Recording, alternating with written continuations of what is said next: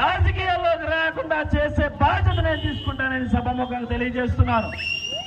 ఈరోజు ఏదైతే కరడం రాంబాబు గారు వారి తల్లిదండ్రులని విగ్రహాలను ఓపెన్ చేద్దామని ఒక మంచి ఉద్దేశంతో ఈరోజు